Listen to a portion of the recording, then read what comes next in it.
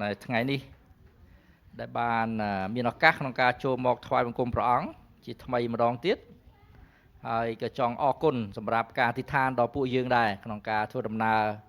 ទៅចូលរួមសិក្ខាសាលានៅបាលីឥណ្ឌូនេស៊ីហើយសំខាន់គឺអរគុណដែលយើងទៅ5នាក់មកវិញ5នាក់បាទភ័យខ្លាចមកវិញ14នាក់បាទដោយសារបាទលោកគ្រូភ័ក្រគាត់ឈឺធ្ងន់ហ្នឹងហើយប៊ីសនឹងបាត់បង់ជីវិតដែរបាទឡើងស្លាំងបាទហ្នឹងហើយចឹងអរគុណព្រះអង្គដែលយើងមកទៅទាំង5មកវិញទាំង5បាទហ្នឹងហើយចឹងបទពិសោធន៍ល្អហើយមួយទៀតក៏អរគុណព្រះអង្គដែរសម្រាប់ការដែលបងប្អូនបានថ្វាយដង្វាយជាប្រចាំទៅចំពោះព្រះអង្គមិនថាតិចមិនថាច្រើននៅចំពោះព្រះអង្គគឺទ្រង់សពហាតីដូចគ្នាសំខាន់គឺទឹកចិត្តនៃការដែលយើងត្រៀមហើយក្នុងការដែលយើងថ្វាយខ្ញុំចង់ឃើញដង្វាយយើងព្រោះយើងដឹងហើយថាដង្វាយក៏ជាផ្នែកនៃការថ្វាយបង្គំព្រះអង្គដែរដែលគ្រូចន្ទធាគាត់បានចែកចាយគ្រប់ទាំងផ្នែករបស់ផងយើងឲ្យតែយើងធ្វើដើម្បីថ្វាយស្អីល្អទៅចំពោះព្រះអង្គគឺជាការដែលយើងថ្វាយបង្គំព្រះអង្គអញ្ចឹងទោះបីជាយើងថ្វាយតិចថ្វាយច្រើនប៉ុន្តែការដែលមានបំណងចេតនាជាមុននោះគឺជាការថ្វាយបង្គំព្រះអង្គហើយខ្ញុំចង់ឃើញដង្វាយយើងកើនព្រោះជាផ្នែកនៃការថ្វាយបង្គំព្រះអង្គដែរឥឡូវនេះយើងបានដង្វាយប្រហែលជានៅក្នុងកុង 6000 ជាងហើយអញ្ចឹងខ្ញុំចង់ឃើញដាច់ឆ្នាំហ្នឹង$10000បាទ$10000មិនមែនដើម្បីអំនួតប៉ុន្តែយើងធ្វើដើម្បីជាទីថ្វាយใจល្អហើយដង្វាយដែលយើងបានគឺដើម្បីចែករំលែកជួយទៅដល់កិច្ចការងារព្រះអង្គហើយក៏ជាការបង្ហាញអំពីការដែលយើងស្រឡាញ់ព្រះអង្គដែរអញ្ចឹងយើងមិនទៅវាស់វែងនៅចំនួនទេប៉ុន្តែវាជាការដែលយើងអាចនឹងចង់ឃើញនៅទឹកចិត្តដែលយើងថ្វាយអញ្ចឹងខ្ញុំជឿថាដាច់ឆ្នាំនេះដង្វាយយើងនឹងបំបែកអកតកម្មមួយដែលអាចឡើងទៅដល់ជាង$10000ដើម្បីថ្វាយស្រីល្អទៅចំពោះព្រះអង្គហើយមួយទៀតដែលខ្ញុំសប្បាយចិត្តរីករាយនោះគឺថ្ងៃនេះឃើញមានអាហារនៅលើតុយើងហើយអរគុណដូចជាចន្ទថាបានធ្វើហើយអរគុណដែរសម្រាប់ខ្ញុំតែងតែគិតថាតុហ្នឹងគឺជាតុដែលឲ្យនៅលើតុហ្នឹងគឺបងប្អូនអាចយក free ញ៉ាំ free អញ្ចឹងចង់បង្កើតនៅវប្បធម៌មួយនៃការចែករំលែកដែរអញ្ចឹងបងប្អូនមានទឹកចិត្តអីដែលចង់ថ្វាយចំពោះខ្ញុំផ្ទាល់ការដែលខ្ញុំថ្វាយខ្ញុំសប្បាយចិត្តការដែលខ្ញុំឲ្យខ្ញុំសប្បាយចិត្តអញ្ចឹងខ្ញុំឲ្យយើងបង្កើតនៅទម្លាប់ហ្នឹងមិនមែនជាបន្ទុកព្រោះយើងឲ្យដោយអ្វីដែលយើងអាចធ្វើបានឲ្យដោយអស់ពីចិត្តអញ្ចឹងខ្ញុំចង់ឃើញរូបភាពហ្នឹងដែលតុកបាទនៅខាងមុខរបស់ផងយើងគឺជាតុកដែលសម្ដែងពីសេចក្តីរីករាយរបស់ផងយើងបងប្អូនមានចិត្តចង់ធ្វើអ្វីចង់ផ្ដល់អ្វីចង់ឲ្យអ្វីសម្រាប់បងប្អូនយើងដើម្បីរីករាយមុនថ្វាយបង្គំព្រះអង្គបាទអាចយកទៅដាក់លើតុកនឹងបានមិនថាស្បែកជើងដែលបងប្អូនមិនប្រើនៅល្អយកទៅដាក់លើតុកហ្នឹងមើលឲ្យទៅលើនឹង free កាបូបដែលបងប្អូនមិនប្រើយកមកដាក់លើតុកហ្នឹងខោអាវដែលបងប្អូនប្រើយកមកដាក់លើតុកហ្នឹងខ្ញុំគិតថាចង់ឲ្យខ្ញុំចង់និយាយយូរបើនឹកអត់ឃើញថ្ងៃហ្នឹងឃើញនំច្រើនខ្ញុំក៏ធ្វើឲ្យខ្ញុំរំលឹកខ្ញុំថាខ្ញុំចង់ឲ្យតុកនៅខាងមុខហ្នឹងជាពិសេសគឺតែពេលមុនថ្វាយបង្គំព្រះអង្គអាទិត្យទេណាក្រៅពីហ្នឹងមិនមែនទេណាតិចមកច្រឡំគេច្រឡំដាក់កាបូបលើតុកហ្នឹងយកបាទតែថ្ងៃអាទិត្យទេបាទអញ្ចឹងប្រយ័ត្នឲ្យទៅលើតុកហ្នឹងដឹងតែ free ហើយមិនបាច់សួរទេអញ្ចឹងប្រយ័ត្នមែនតើក្នុងការភ្លេចកាបូបភ្លេចអីនៅលើតុកហ្នឹងអញ្ចឹងចង់បង្កើតនៅទម្លាប់នៅវប្បធម៌នៃការចែករំលែកចង់ឃើញថាតុកហ្នឹងនៅពេលព្រលឹមថ្ងៃអាទិត្យជាកន្លែងដែលយើងចែកចាយនៅអំណររបស់ផងយើងមិនមែនរបស់ដែលយើងសល់ទេប៉ុន្តែអ្វីដែលយើងអាចនឹងចែកចាយជាអំណររបស់ផងយើងរបស់ដែលយើងមិនប្រើយកមកដាក់លើហ្នឹងរបស់ដែលយើងចង់ចែករំលែកបងប្អូនយើងបរិភោគយកមកដាក់លើហ្នឹងអញ្ចឹងខ្ញុំរីករាយមែនតើថ្ងៃនេះដែលឃើញមាននំយ៉ាងបបោមានការ៉េមប៊ឺជាដើមបាទអញ្ចឹងសិតតែជាការមួយដែលនៅពេលដែលឃើញបងប្អូនយើងរីករាយដណ្ដើមគ្នាញ៉ាំបាទនេះជាអំណរបាទកុំតវាយគ្នាហ្នឹងហើយអញ្ចឹងបន្តក្នុងការចែករំលែកបន្តក្នុងការធ្វើហើយបន្តនៅក្នុងការផ្ដល់នៅសេចក្តីស្រឡាញ់ដែលយើងមានទៅចំពោះគ្នាទៅវិញទៅមកនៅក្នុងព្រះគម្ពីរយេស៊ូវជាមួយគ្នានៅក្នុងព្រះគម្ពីរសុភាសិតបានប្រាប់ឲ្យថាស៊ូឲ្យនៅផ្ទះដែលញ៉ាំបាយកកឬបាយក្តាំងជាជាងនៅក្នុងគ្រួសារដែលទាស់តែងគ្នាអញ្ចឹងសឡូមយើងតូចមែនប៉ុន្តែសូមឲ្យជាគ្រួសារមួយដែលរីករាយក្នុងការប្រកបនៅអ្វីដែលយើងមាន បាទថ្ងៃនេះយើងនឹងបន្តមេរៀនរបស់ផងយើងតទៅទៀតបាទគឺនៅក្នុងមេរៀនទី10យើងចិត្តបញ្ចប់នៅមេរៀន series របស់ផងយើងហើយវគ្គរបស់ផងយើងហើយគឺយើងដល់មេរៀនទី10សល់តែ2មេរៀនទៀតទេយើងនឹងចប់នៅវគ្គការបង្កើតសិស្សរបស់ផងយើងបាទនេះគឺជាមូលដ្ឋានគ្រឹះនៃការបង្កើតសិស្សនៅក្នុងសាឡូមភ្នំពេញយើងជាផ្លូវការបងប្អូនដែលឆ្លងកាត់នៅក្នុងការដែលថ្វាយបង្គំទៀងទាត់គឺបងប្អូនអាចនឹងបញ្ចប់មេរៀនជាមួយគ្នាហើយយើងនឹងចេញវិញ្ញាបនបត្រជូនបាទយើងគម្រោងនឹងចេញវិញ្ញាបនបត្រហើយបើបងប្អូនណាមិនទាន់ចប់បាត់បង់មេរៀនមួយណាយើងនឹងបំពេញហើយយើងអាចរៀនបន្ថែមទៀតនៅក្នុងពេលណាមួយឲ្យលម្អិតជាងនេះបើសិនជាបងប្អូនចង់បានយ៉ាងហោចណាស់គ្រប់គ្នាត្រូវតែឆ្លងកាត់វគ្គមូលដ្ឋានគ្រឹះទាំង12មេរៀននេះវាជាការជួយឲ្យយើងមានការចាក់គ្រឹះជ្រៅទៅក្នុងព្រះបន្ទូលរបស់ព្រះអង្គថ្ងៃនេះយើងដល់មេរៀនទី10បាទគឺការយកឈ្នះលើសេចក្តីល្បួងនិងអំពើបាបការយកឈ្នះលើសេចក្តីល្បួងនិងអំពើបាបបាទនេះគឺជាមេរៀនសំខាន់មួយទៀតដែរក្នុងចំណោមមេរៀនដ៏សំខាន់ប៉ុន្តែមេរៀននេះគឺខ្ញុំគិតថាវាជាមេរៀនដែលជាជីវិតជាក់ស្ដែងនៅក្នុងជំនឿរបស់ផងយើងព្រោះគ្មាននរណាអាចគេចផុតបានទេហើយនៅពេលដែលយើងជឿព្រះអង្គគឺយើងនឹងជួបរាល់ថ្ងៃនៅក្នុង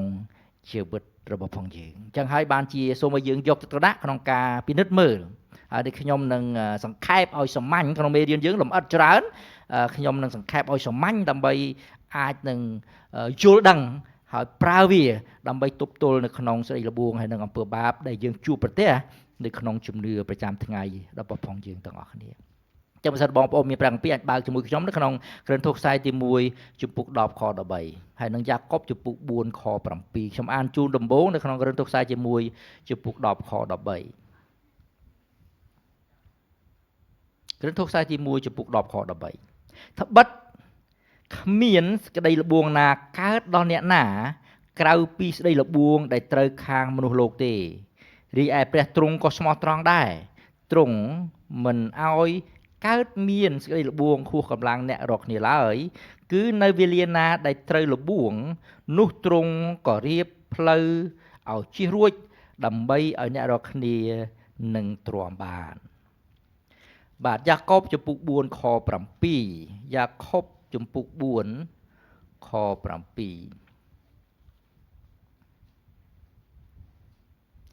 ដូច្នេះត្រូវចោះចូលចំពោះព្រះហើយតស៊ូនឹងអារក្សវិញចោះ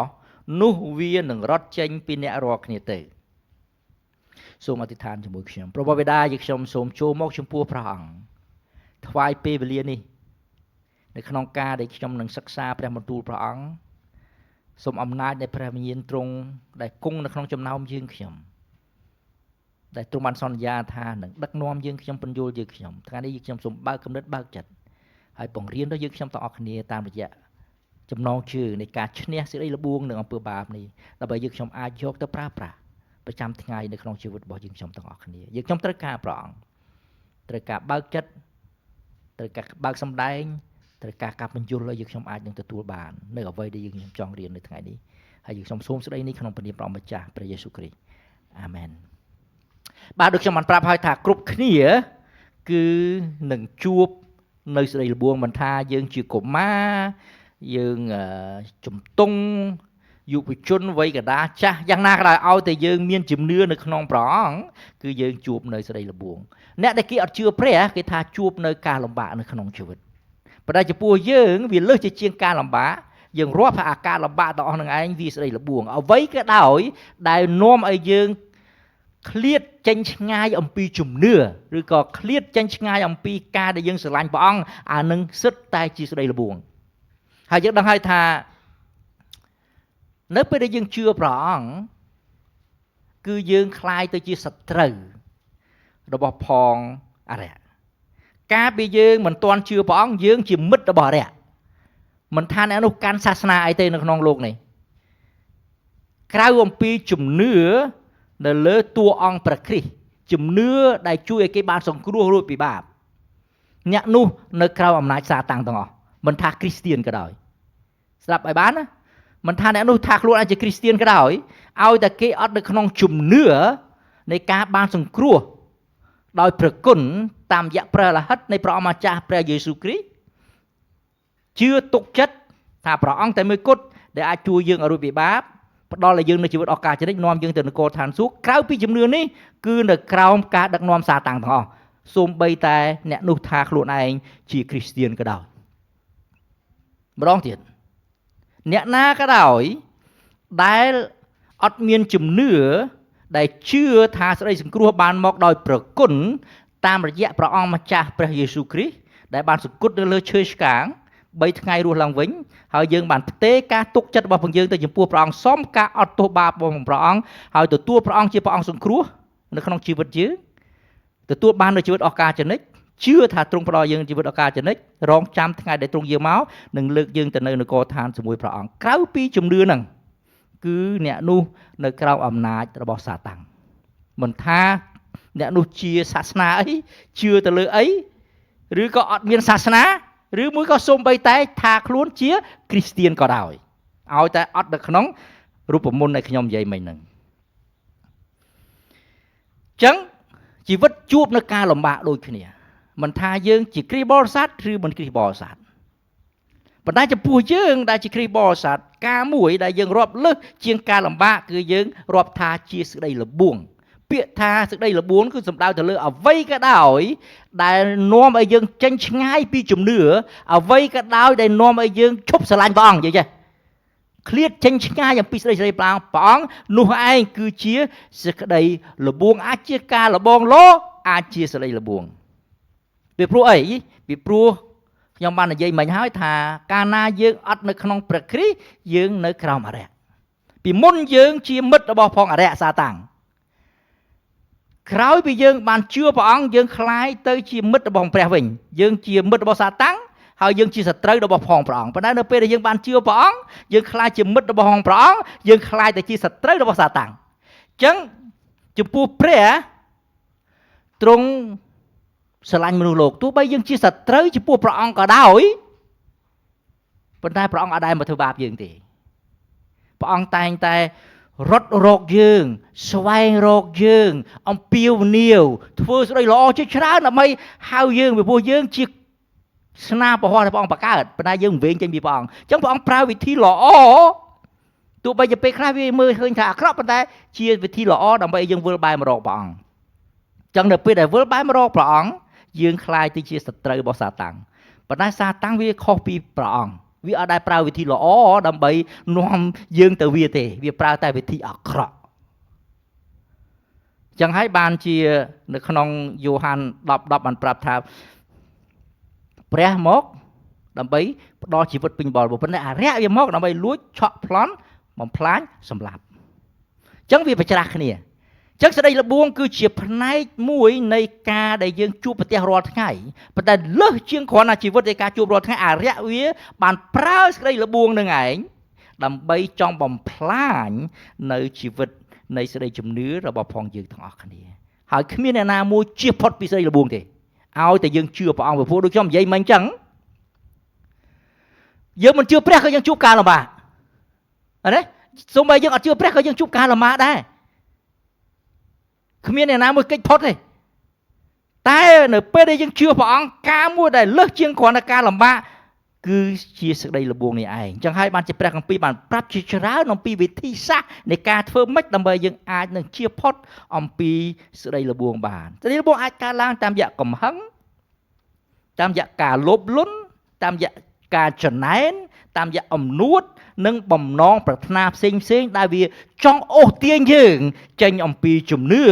និងការដែលយើងស្រឡាញ់ព្រះអង្គស្អីក៏ដោយដែលវាអូសទាញយើងចេញពីជំនឿនិងការចង់បម្រើឬក៏ស្រឡាញ់ព្រះអង្គឧទាហរណ៍ដ៏សាមញ្ញអមថាថ្ងៃអាទិត្យយើងត្រូវមកថ្វាយបង្គំព្រះអង្គស្រាប់តែមានអរិយវាប្រើឬមួយក៏ជីវិតប្រចាំថ្ងៃរបស់ផងយើងយកអាការដែលយើងរកស៊ីឬមួយក៏យើងមាន homework ធ្វើកិច្ចការងារផ្ទះនៅសាលា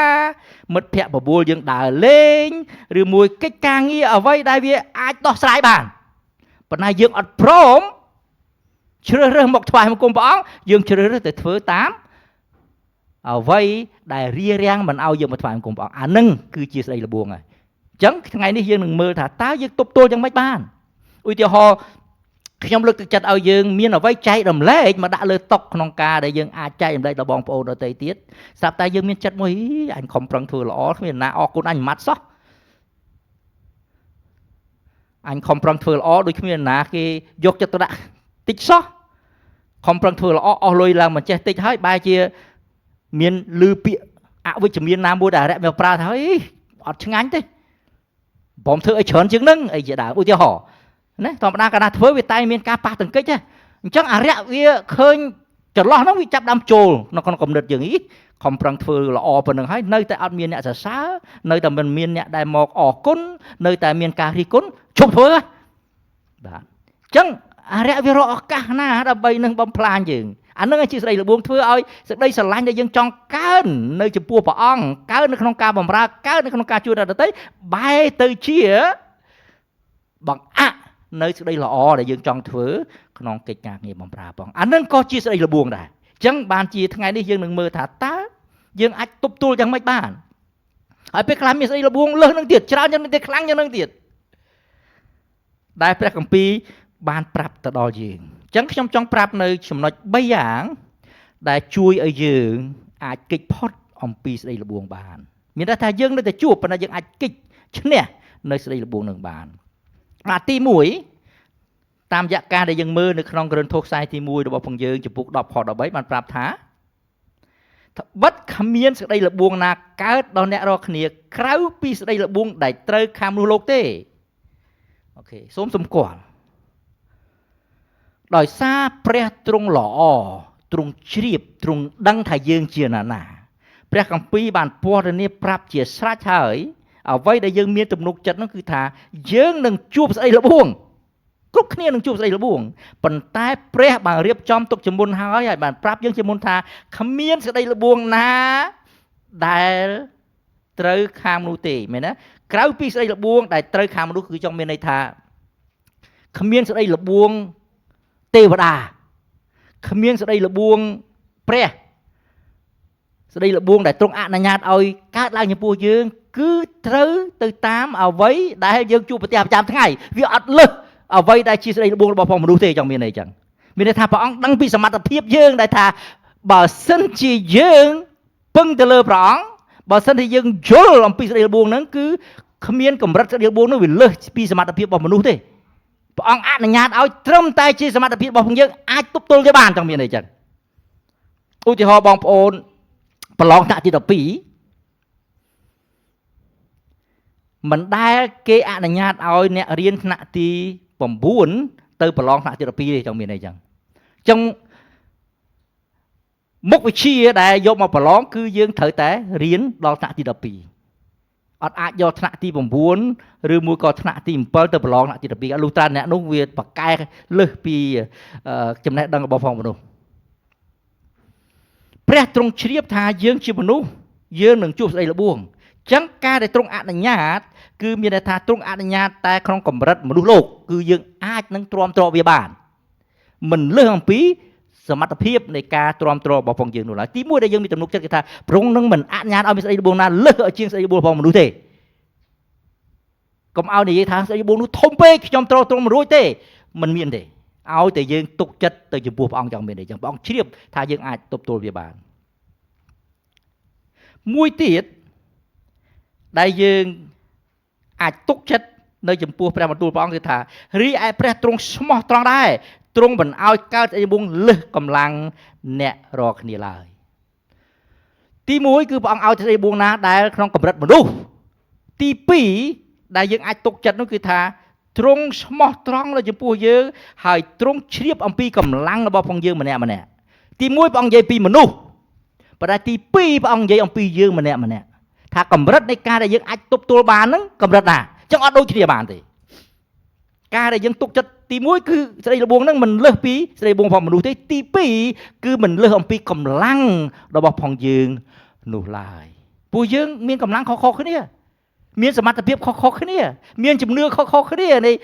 ភាពរឹងមាំនៃជំនឿយើងខុសៗគ្នាអញ្ចឹងត្រូវជឿថានៅពេលដែលយើងមានសេចក្តីល្បួងគឺទ្រង់ជ្រាបថាតើសេចក្តីល្បួងនោះវាសមនឹងកម្លាំងយើងដែរឬទេបើសិនជាយើងលើកដុំដែកបាន5គីឡូព្រះអង្គមិនឲ្យដុំដែក10គីឡូឲ្យយើងមកលើកទេយ៉ាងមានន័យអញ្ចឹងត្រូវតែជឿថាព្រះទ្រង់ជ្រាបអំពីកម្លាំងដែលយើងអាចទប់ទល់បានហើយចំណុចទី3នៅក្នុងខនេះបានប្រាប់ថានោះទ្រង់នឹងរៀបផ្លូវឲ្យជិះឲ្យរួចដើម្បីឲ្យអ្នករាល់គ្នាអាចទ្រាំទ្របានអញ្ចឹងចំណុចទី3គឺថានៅពេលដែលព្រះអង្គដឹងថាវាសមនឹងកម្លាំងយើងដែលទ្រាំទ្របានទ្រង់តែងតែរៀបផ្លូវឲ្យយើងជិះរួចមិនឲ្យយើងបញ្ចប់ទៅដោយសេចក្តីល្បួងនោះឡើយអញ្ចឹងនៅក្នុងខនេះបានធានាយើងការ3យ៉ាងទី1សេចក្តីល្បួងយើងនឹងជួបប៉ុន្តែជួបទៅតាមកម្រិតរបស់មនុស្សទី2ទៅតាមកម្លាំងរបស់ផងយើងទី3ទ្រង់តែងតែរៀបចំផ្លូវឲ្យយើងអាចជៀសផុតអំពីស្ដីល្បួងនោះបានពីព្រោះអ្វីពីព្រោះតែទ្រង់ស្មោះត្រង់ពីព្រោះតែទ្រង់ស្មោះត្រង់អញ្ចឹងចំណុចធំទី1នោះគឺថាព្រះជាម្ចាស់តែងតែប្រទានផ្លូវឲ្យយើងអាចចេញរួចពីស្ដីល្បួងបាននៅពេលដែលយើងជួបស្ដីល្បួងគឺព្រះអង្គស្មោះត្រង់តែងតែរៀបផ្លូវឲ្យយើងអាចជៀសចេញអំពីស្ដីល្បួងបានចឹងហើយបានជាស្ដីល្បួងមិនមែនជារឿងចម្លែកទេមិនមែនជារឿងថ្មីទេគឺមនុស្សគ្រប់គ្នានឹងជួបប៉ុន្តែអ្វីដែលយើងអាចទុកចិត្តបានក្នុងនាមយើងជាអ្នកដែលដើរតាមព្រះអង្គគឺយើងជឿថាទ្រង់ស្មោះត្រង់ហើយទ្រង់នឹងមិនអនុញ្ញាតឲ្យស្ដីល្បួងលើសពីកម្លាំងយើងហើយនឹងរៀបផ្លូវឲ្យយើងអាចជៀសផុតសេចក្តីល្បួងនោះបានជៀសផុតយ៉ាងម៉េចបានគឺតាមរយៈការដែលយើងអធិដ្ឋានការដែលយើងស្វែងរកជំនួយមកអំពីព្រះអង្គហើយការដែលយើងទុកចិត្តទៅលើព្រះបន្ទូលព្រះអង្គនោះឯងគឺជាកម្លាំងដែលយើងអាចជៀសផុតបានចំណុចទី1គឺថាព្រះជាម្ចាស់តែងតែប្រទានផ្លូវឲ្យយើងអាចជៀសចេញអំពីស្ដីល្បួងដែលព្រោះទ្រង់ជ្រាបអំពីកម្លាំងហើយនឹងតែងតែរៀបចំផ្លូវឲ្យយើងទាំងអស់គ្នានេះត្រូវតែជាទំនុកចិត្តរបស់ផងយើងចំណុចធំទី2ធ្វើម៉េចដើម្បីឲ្យយើងអាចឈ្នះស្ដីល្បួងបានធ្វើម៉េចឲ្យយើងអាចឈ្នះនៅអំពើបាបបានគឺមានតែការអនុវត្តទៅតាមយុទ្ធសាស្ត្រដែលបានចែងនៅក្នុងព្រះគម្ពីរយុទ្ធសាស្ត្រដែលព្រះគម្ពីរបានចែងឲ្យយើងឈ្នះស្ដីល្បួងគឺនៅក្នុងយ៉ាកុបចំពុក4ខ7យ៉ាកុបចំពុក4ខ7ដែលយើងបានអានបានមិញខ្ញុំសូមអានជូនម្ដងទៀតយ៉ាកុបចំពុក4ខ7ដូច្នេះត្រូវចូលទៅចំពោះព្រះហើយតស៊ូនឹងអរិយវិញចុះនោះវានឹងរត់ចេញពីអ្នករាល់គ្នាទៅព្រះគម្ពីរបានប្រាប់ថាដើម្បីឲ្យយើងអាចឈ្នះស្ដីល្បួងបានគឺយើងត្រូវតែចោះចូលទៅចំពោះព្រះអង្គយើងដឹងថាស្ដីល្បួងជួបយើងដឹងថាស្ដីល្បួងយើងនឹងឈ្នះវាយើងដឹងថាស្ដីល្បួងដែលព្រះអង្គផ្ដល់ឲ្យយើងនឹងមានផ្លូវជៀសចេញប៉ុន្តែចំណុចទី2គឺថាអត់អាចប្រើទៅតាមកម្លាំងសមត្ថភាពឬក៏ជំនឿដែលយើងជឿព្រះអង្គយូរហើយនោះទេវិធីដែលយើងអាចឈ្នះវាបានចំណុចទី2នេះគឺថាមានតែយើងបន្តចោះចូលទៅចំពោះព្រះអង្គការឈ្នះស្ដីល្បួងមិនមែនដោយសារជំនឿយើងមិនមែនដោយសារដែលយើងជឿព្រះអង្គយូរមិនមែនដោយសារយើងមកព្រះវិហារមិនមែនដោយសារយើងអានកាពីមិនមែនដោយសារយើងស្រឡាញ់ព្រះពិតប្រាកដឲ្យវាជាផ្នែកប៉ុន្តែអ្វីដែលអាចឈ្នះបានគឺស្ថិតនៅលើអំណាចរបស់ផងព្រះអង្គការយើងមកព្រះវិហារគឺដើម្បីឲ្យយើងមានជំនឿមាំមួនជាមួយនឹងព្រះក្នុងការទុកចិត្តពឹងទៅលើអំណាចព្រះអង្គការយើងអានកាពីវាគ្មានអំណាចអីទេប៉ុន្តែការយើងស្គាល់ព្រះដើម្បីយើងអាចពឹងទៅលើអំណាចរបស់ព្រះអង្គចឹងអ្វីទាំងអស់ស្ថិតនៅលើអំណាចរបៀបផ្សេងទៀតវាគ្រាន់តែជាការមួយជួយឲ្យយើងទុកចិត្តទៅលើអំណាចរបស់ផងព្រះអង្គនៅពេលយើងប្រើអំណាចរបស់ព្រះអង្គនោះឯងគឺយើងអាចនឹងឈ្នះស្ដីល្បួងបានចឹងហើយនៅពេលដែលយើង ជឿថាគ្រប់គ្នាមានសេរីល្បួងគ្រប់គ្នានឹងជួបសេរីល្បួងគ្រប់គ្នានឹងត្រូវឆ្លងកាត់នៅសេរីល្បួងចឹងដើម្បីឲ្យឈ្នះវាបានគឺព្រះគម្ពីរប្រាប់ថាត្រូវតែចោះចូលនៅពេលដែលយើងជួបសេរីល្បួងត្រូវតែថ្វាយការនឹងទៅចំពោះព្រះអង្គត្រូវតែប្រឹក្សាជាមួយនឹងព្រះអង្គត្រូវតែពឹងព្រះអង្គហើយតយុទ្ធពាក្យថាតស៊ូកន្លែងនេះថាគឺយើងតយុទ្ធ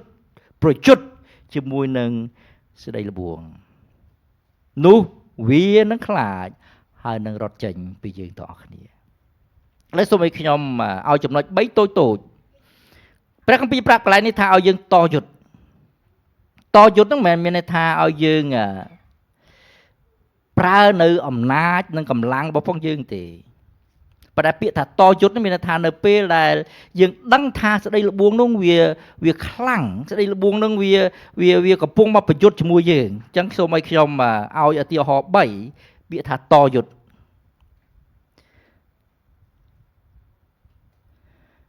រឿងកំ pl ែងមួយបងប្អូនប្រហែលជាអាចតាក់ទងទៅនឹងការនិយាយលេងនៅពេលដែលយើងនៅទូចបាទនៅពេលដែលយើងជួបមនុស្សដែលខ្លាំងបាទធ្វើឲ្យរៀងប្រឈមនឹងមនុស្សដែលខ្លាំងថាបកែវាយឬក៏ចង់ធ្វើបាបយើងណាបាទអញ្ចឹងតែងតែនៅក្មេងៗតែងតែគេប្រាប់យុទ្ធសាស្ត្រមួយគឺរត់សាស្ត្ររត់បាទធ្វើមករៀងគ្រាន់បើប៉ុន្តែដោះស្បែកជើងត្រៀមខ្លួនរត់អញ្ចឹងពេលខ្លះយើងតយុទ្ធនឹងមានន័យថាមិនមែនមានន័យថាយើងចោះចាញ់ឬមួយក៏ប្រឈមទេប៉ុន្តែតយុទ្ធមួយទៀតហ្នឹងគឺមានន័យថាយើងរត់ចេញពីសេរីល្បួងដែរដឹងថាហ្នឹងវាខ្លាំងណាយើងចេញមកដូចរៀងតយុទ្ធដូចរៀងគ្រាន់បើប៉ុន្តែត្រៀមដោះស្បែកជើងរត់ផងពីព្រោះវិធីមួយដែលព្រះអង្គបានប្រាប់យើងក្នុងការតយុទ្ធហ្នឹងគឺមិនមែនថាយើងត្រូវតែប្រឈមទេគ្រប់ពេលគ្រប់កលៈទេសៈនោះទេប៉ុន្តែវិធីនៃការដកថយក៏ជាផ្នែកមួយនៃការដែលយើងតយុទ្ធនោះដែរនៅក្នុងកូរិនថូសខ្សែទី1ចំពោះ6ខ18បានប្រាប់អំពីវិធីសាស្ត្រនៃការតយុទ្ធមួយនោះគឺរបៀបដែលយើងរត់គេចចេញអំពីស្ដីល្បួងហើយការដែលកូរិនថូសបានបញ្យល់នោះគឺតាក់ទងទៅនឹងរឿងសហាយស្មន់នៅពេលយើងជួបនៅស្ដីល្បួងតាក់ទងនឹងឲ្យថាវាមើលទៅខ្លាំងដែលយើងមិនអាចតយុទ្ធវាបានប៉ុន្តែវិធីតយុទ្ធមួយគឺយើងត្រូវតែគេចវាចេញរត់ចេញដូចជាយូសែបនៅពេលដែលប្រពន្ធបូទីផាព្យាយាមដើម្បីនឹងលបួងយូសែបអត់បានប្រឹងតយុទ្ធមានន័យថាប្រឈមទៅនឹងសេចក្តីលបួងនឹងទេព្រោះលោកយូសែបដឹងថាវាធ្ងន់ធ្ងរព្រះបានឲ្យប្រាជ្ញាដល់យូសែបគឺលោកបានរត់គេចចឹងការតយុទ្ធមិនមែនថាត្រូវតែប្រឈមទេប៉ុន្តែការតយុទ្ធមួយនោះគឺថាយើងត្រូវតែគេចវាដើម្បីទុកឲ្យព្រះអង្គ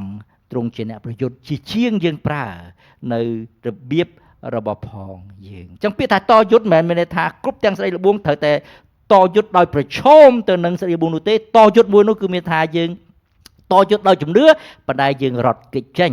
ទុកឲ្យព្រះទ្រង់ជាអ្នកធ្វើការពេលខ្លះយើងព្យាយាមប្រើនៅកម្លាំងនៅពេលដែលយើងចូលប្រឡូកអីមួយដឹងថាហ្នឹងគឺជាស្ដីល្បួងហើយយើងមិនអាចទប់វាជាប់ទេយើងគិតថាយើងអាចឈ្នះវាបានប៉ុន្តែកុំព្រះអនុញ្ញាតការតយុទ្ធរបស់ផងយើងនោះគឺរត់គេចវាទុកឲ្យព្រះទ្រង់ជាអ្នកធ្វើការជំនួសយើង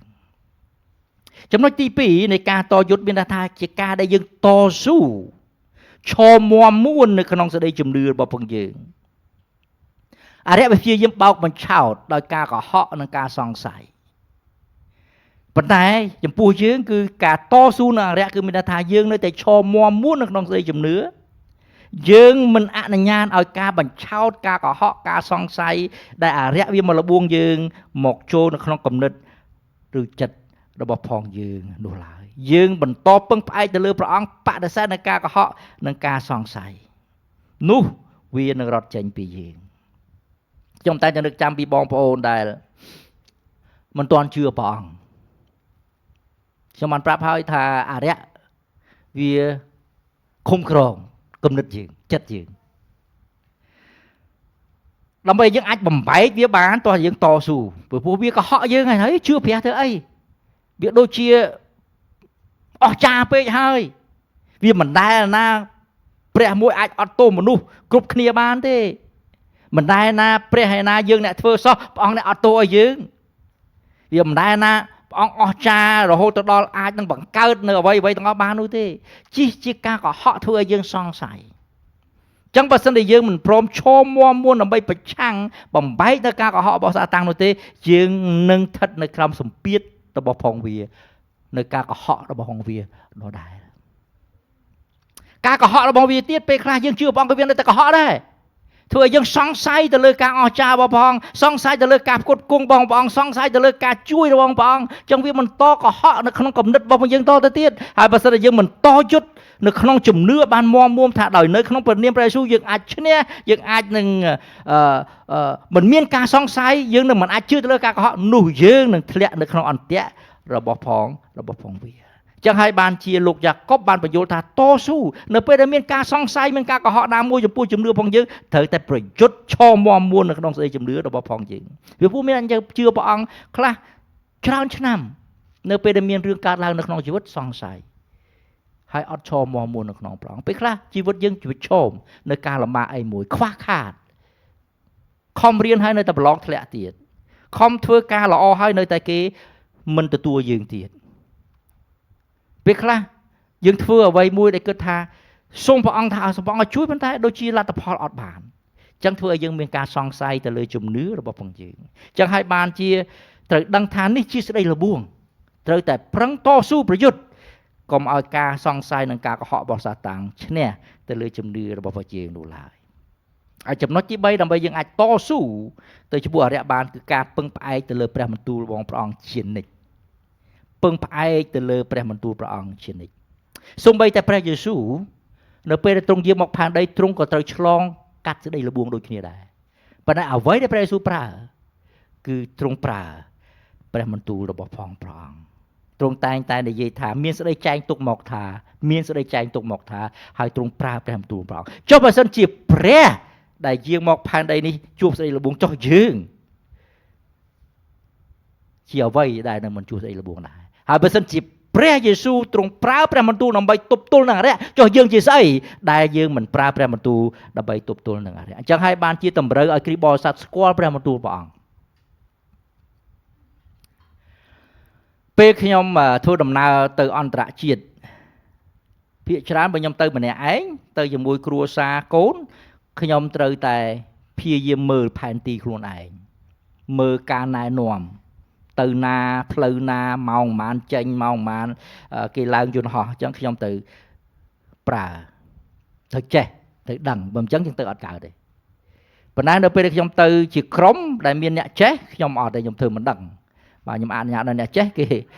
cái mơ từ và đôi khi Joshua còn bạc cài chẳng từ và còn đã lôi luôn anh từ còn mơ panty luôn anh từ còn mơ cái bao ho lang cho tranh trôi chẳng từ chắc trong tục chật chắc bà sân thì dương đắng dương vùng về vua về làm chôn hom đang chi chôn ho ấy chương chôn ho nó chương chôn ho mua ấy lên màn mong màn ấy về khác còn coi cha mà blot viên nó sao cái bạc cài thà ọt thế đồ từ nào vậy nhá ở đây dân ọt che ọt đắng ọt đáp từ nào nó coi chăm đó om nửa lý nơi tại và họ trên chào bát chân nó không chịu bất vì thời ca che đằng mờ vì được biệp làm bây ở dân ai bua từ đầu vào phần dương bản đôi khi đây nó không chùm nữa dương tới tại đằng thà ta prem tu ông dễ dàng mạch prap dương thà mạch dương tới plei na mong màn pê na chẳng prem tu ông chia panty này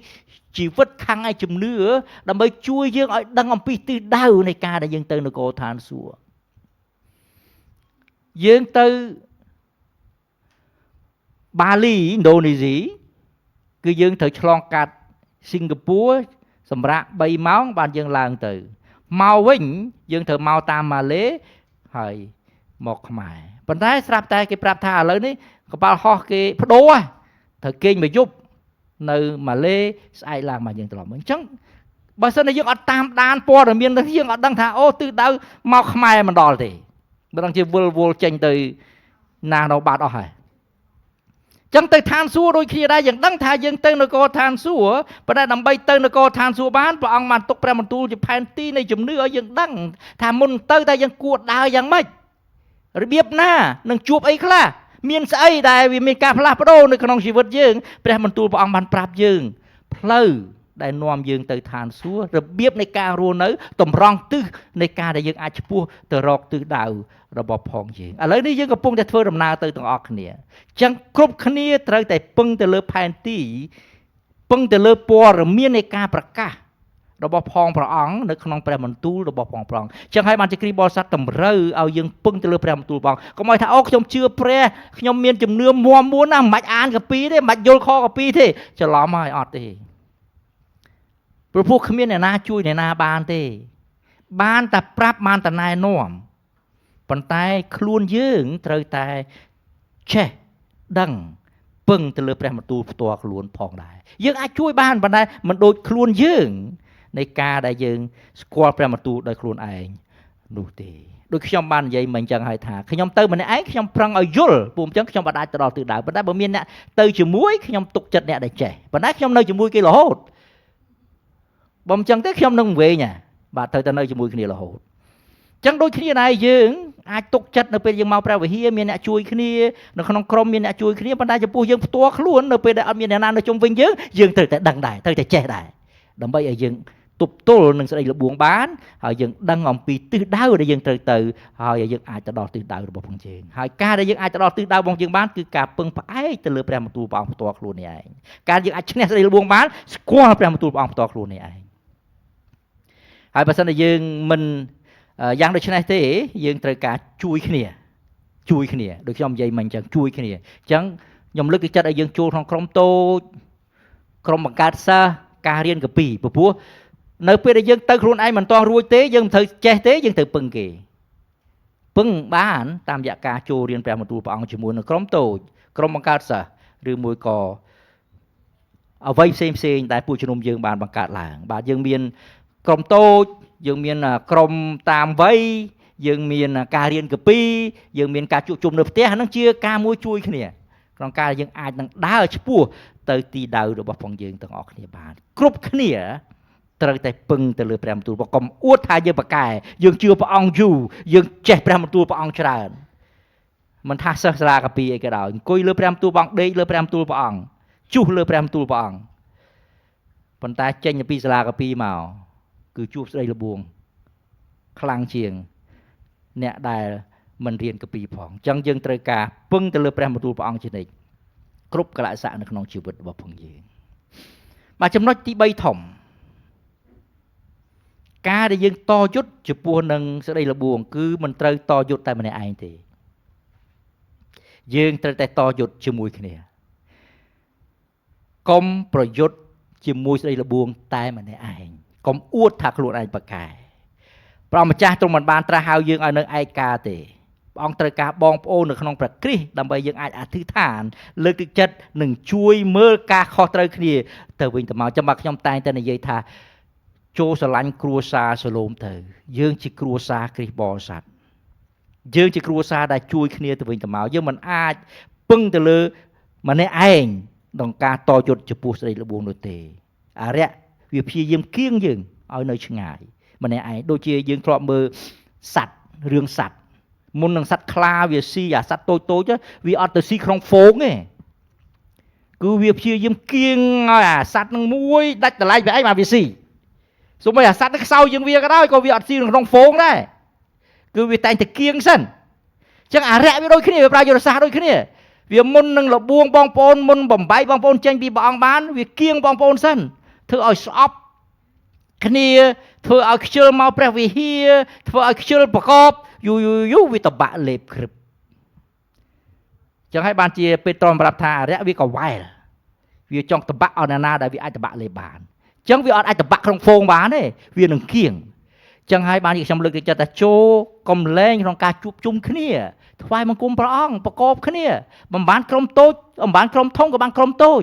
កុំភ្លេចក្នុងការប្រជុំពីព្រោះអីវាជួយឲ្យយើងមានកម្លាំងលើកទឹកចិត្តប្រកបអធិដ្ឋានឲ្យគ្នាទៅវិញទៅមកហើយខ្ញុំស្រឡាញ់គ្រួសារសឡូមយើងដែលយើងនឹងព្យាយាមពង្រឹងទៀតថានឹងមិនឲ្យអ្នកណាម្នាក់នៅតែឯងទេត្រូវតែបញ្ចូលនៅក្នុងក្រុមណាដែលអាចធ្វើបាន ហើយយើងនឹងព្យាយាមថាបើអ្នកណានៅតែឯងយើងនឹងព្យាយាមទាញឲ្យចូលក្រោលតទៅបានព្រោះយើងដឹងថាអារៈវានឹងវាយយើងវានឹងលេបយើងវានឹងតបាក់យើងនៅពេលដែលឃើញយើងនៅតែឯងអញ្ចឹងសូមចែករំលែកនៅពេលដែលជួបការលំបាកនៅក្នុងជីវិតសូមឲ្យយើងទាំងអស់គ្នានឹងคล้ายទៅជាគ្រួសារដែលចេះយកចិត្តទុកដាក់គ្នាចេះស្ដាប់គ្នាហើយជួយគ្នានៅក្នុងគ្រួសារសាឡូមរបស់ផងយើងពួកជំនុំដែលមានសុខភាពល្អគឺជាពួកជំនុំដែលមានសមាជិកជួយគ្នាអធិដ្ឋានឲ្យគ្នាលើកទឹកចិត្តគ្នាក្នុងការរស់នៅក្នុងភាពបរិសុទ្ធរបស់ផងព្រះអង្គចឹងហើយយើងតែងតែមិនត្រឹមតែបង្កើតជាក្រុមដើម្បីយើងអាចមានការទួទៅជាមួយគ្នាយើងបង្កើតបរិយាកាសឲ្យមានស្ដីស្រឡាញ់ជាមួយគ្នាបាទយប់នេះមានការមើលបាល់ទាត់ជុំគ្នាដែរបាទមានអ្នក sponsor មន់2ក្បាលហ្នឹងហើយត្រូវការតែអ្នកមកធ្វើទេហើយយុវជនគាត់ត្រៀមឆ្នាំងត្រៀមចក្រានឲ្យអស់ហើយខ្ញុំសប្បាយចិត្តនៅពេលដែលឃើញបរិយាកាសហ្នឹងនេះវាជាផ្នែកនៃការដែលខ្ញុំចង់ឃើញថាយើងស្រឡាញ់គ្នាយើងសាមគ្គីគ្នាយើងរួបរวมគ្នាយើងជុំគ្នាយើងជជែកយើងសប្បាយអាហ្នឹងហើយដែលរក្សាជួយឲ្យយើងអត់នៅឯកាបងប្អូនមានអារម្មណ៍ឯកាមកមើលបាល់ទាត់យប់ហ្នឹងទៅយើងនឹងคล้ายទៅជាគ្រួសារដែលមានភាពកក់ក្ដៅស្រឡាញ់ណាហើយចាំបងប្អូនហើយមន់2វាដូចជាតិចពេកហើយចឹងថែម2ក្បាលទៀតបាទរាមប្រាប់រាមនៅស្វាគមន៍បាទឬក៏ចង់ធ្វើអីផ្សេងពីហ្នឹងក្រៅពីបបរមន់អាចធ្វើអីផ្សេងទៀតបានហ្នឹងហើយដែលខ្ញុំចង់ឃើញបរិយាកាសនៃការដែលយើងជាគ្រួសារស្រឡាញ់រួបរวมហើយយើងទទួលបាននូវការលើកទឹកចិត្តហើយខ្ញុំសប្បាយសូម្បីតែកូនរបស់ខ្ញុំយ៉ាបេសគាត់ថាប៉ាចង់មើលបាល់ទាត់នៅព្រះវិហារជាជាងមើលនៅផ្ទះបានប៉ុន្តែគាត់ចង់មើលព្រះវិហារខ្ញុំសប្បាយចិត្តនៅពេលឃើញកូនគាត់ចង់មានការរួបរวมចុះបើជាច្រើនកូនខ្លះអត់ចូលចិត្តទេនៅផ្ទះតែម្នាក់ឯងនៅឯកោតែម្នាក់ឯងហើយខ្ញុំសប្បាយចិត្តនៅពេលឃើញកូនចង់មកវិហារចង់មកមើលជាមួយបងប្អូននៅព្រះវិហារខ្ញុំសប្បាយចិត្តដែលឃើញកូនមានអារម្មណ៍ថាគាត់មានភាពស្និទ្ធស្នាលជាមួយពួកយើងខ្ញុំចង់ឃើញគ្រួសារសាឡូមយើងចឹងអត់អាចបែកគ្នាបានចង់ជួបគ្នាចង់ជជែកគ្នាចង់ប្រកបគ្នាបង្កើតបរិយាកាសអ្វីមួយយ៉ាងព្រោះមានតែយើងទេដែលយល់គ្នាដែលដឹងគ្នាដែលអាចនឹងជួយគ្នាតាមអ្វីដែលអាចជួយបានក្នុងគោលបំណងនៃការរស់ក្នុងជីវិតដែលព្រះទ្រង់សពប្រហារតែហើយកាលណាយើងជួបគ្នានឹងជួយគ្នាហើយទិសដៅតែមួយគត់ដែលយើងជុំគ្នាគឺដើម្បីលើកទឹកចិត្តគ្នាក្នុងការរស់ក្នុងជីវិតដែលគប់ប្រហារតែព្រះអង្គចឹងបងប្អូនដល់ជាទីស្រឡាញ់ការលបួងគឺជាផ្នែកមួយនៃជីវិតនៃជំនឿរបស់ផងយើង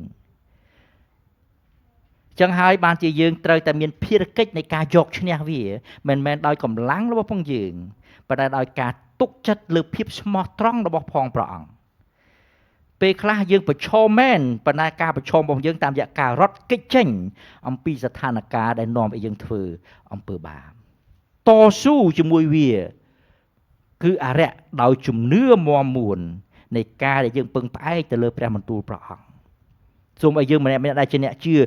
ចេះជួយមើលខុសត្រូវគ្នាចំពោះគ្នាទៅវិញទៅមកអធិដ្ឋានឲ្យគ្នាទៅវិញទៅមកស្រឡាញ់គ្នាទៅវិញទៅមកក្នុងគោលបំណងតែមួយគត់គឺដើម្បីឲ្យយើងរស់នៅក្នុងជីវិតដែលគប់ប្រហារតែព្រះអង្គឈ្នះនៅគ្រប់ទាំងសេចក្ដីល្បួងនៅក្នុងជីវិតរបស់ផងយើងបានបើសិនយើងអាចធ្វើតាមគោលការណ៍ទាំងអស់នេះយើងនឹងមានការរីកចម្រើននៅក្នុងស្ដីជំនឿរបស់ផងយើងយកឈ្នះស្ដីល្បួងនៅក្នុងអំណាចរបស់ព្រះអង្គហើយរស់នៅក្នុងជីវិតដែលជាទីថ្វាយស្រីល្អ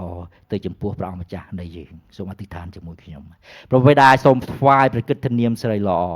យើងខ្ញុំដឹងថាស្ដីល្បួងគឺកើតមានឡើងចំពោះគ្រប់រូបទាំងអស់អ្នកណាដែលជឿដល់ព្រះអង្គប៉ុន្តែយើងខ្ញុំអរគុណថ្ងៃនេះដែលបានទទួលនៅព្រះបន្ទូលលើកទឹកចិត្តយើងខ្ញុំថាកាលណាយើងខ្ញុំមានព្រះអង្គរត់ទៅរកព្រះអង្គជឿទុកចិត្តព្រះអង្គពឹងផ្អែកទៅលើព្រះអង្គនឹងគ្នាទៅវិញទៅមកយើងខ្ញុំនឹងឈ្នះនៅក្នុងអំណាចរបស់ព្រះទ្រង់ទុំគុំសូមអរព្រគុណសូមឃុំក្រងការពារបងប្អូនដែលជាពួកជំនុំសាឡូមភ្នំពេញឲ្យឈ្នះស្ដីល្បួងហើយបន្តរត់ចូលទៅចំពោះព្រះអង្គដោយទុកចិត្តនៅគ្រប់ទាំងព្រះបន្ទូលសន្យារបស់ព្រះអង្គហើយឲ្យយើងខ្ញុំមានចិត្តនៃការជួយគ្នានឹកចាំពីគ្នាអធិដ្ឋានឲ្យគ្នាចែករំលែកដើម្បីយើងខ្ញុំទាំងអស់គ្នារត់ទៅដល់ទីដៅចុងក្រោយរបស់ព្រះយើង